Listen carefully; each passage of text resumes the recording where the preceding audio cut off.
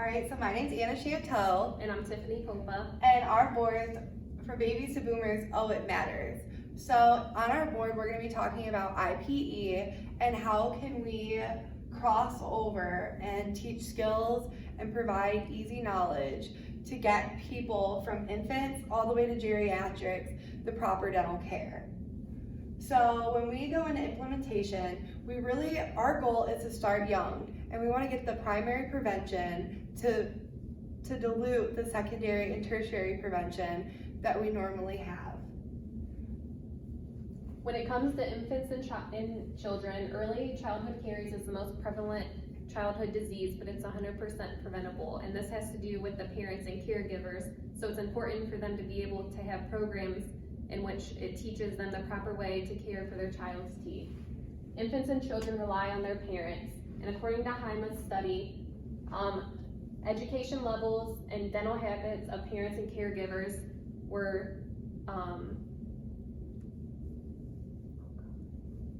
compared, and the less educated the parent or caregiver was, the less likely they were to have good oral health themselves, which in turn they didn't give their children proper oral health, and their children had their bad habits.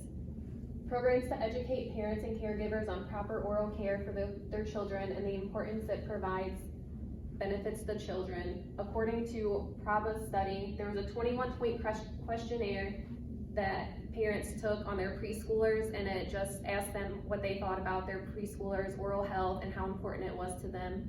And it showed that most parents weren't very motivated to take another step with their children and to worry about their oral health, because most of them didn't go to the dentist themselves, or they only went when they were in pain. So their children in turn did the same. They didn't go to the dentist regularly. And 76% of the parents only brush their children's teeth once a day. They use too much toothpaste. They use a medium bristled toothbrush where they didn't know the proper angle to brush their child's teeth.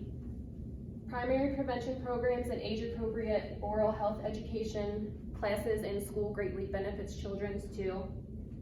Devlin's study, there was a free school-based dental sealant program in Massachusetts where they screened children and they placed dental sealants and gave them oral hygiene education, and the parents and the teachers could both come to those classes in order to learn how to take care of their children's teeth. And this also helped the children because it helped them to learn the importance of their teeth even if their parents weren't involved.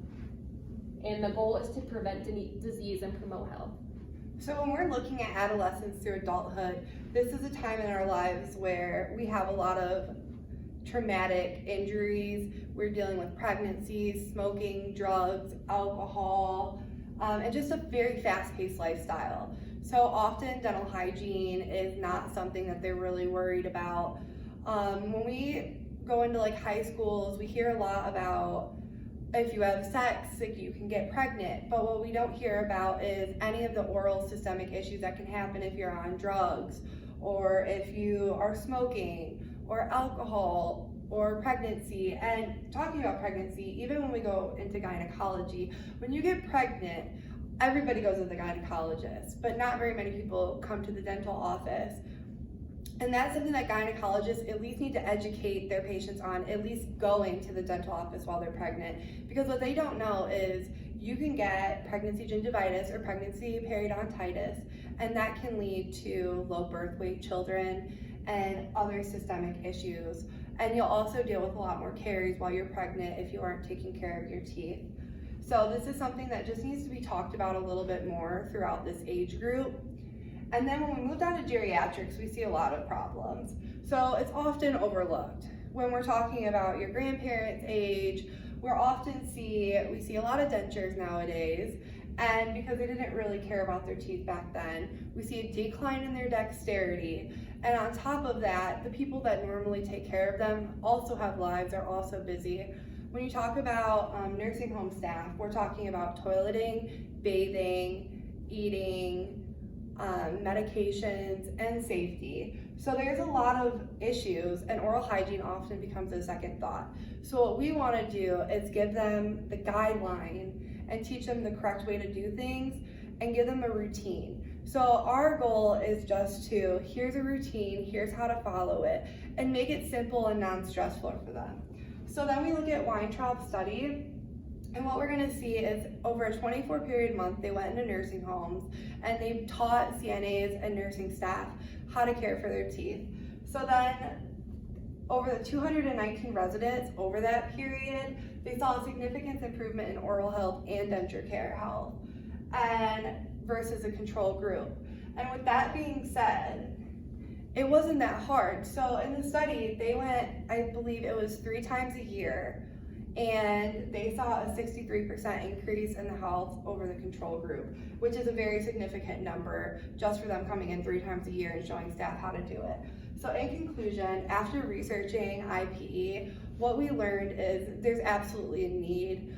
I think we know that there's been a need, but it's a need all throughout. So it's a need through infancy, through childhood, it's a need in adolescence and adulthood, and it's a need in geriatrics. So our goal with this is start at infancy, get the primary prevention, and stop, and then just keep it in track all the way down. So it's a domino effect, we all have to work together.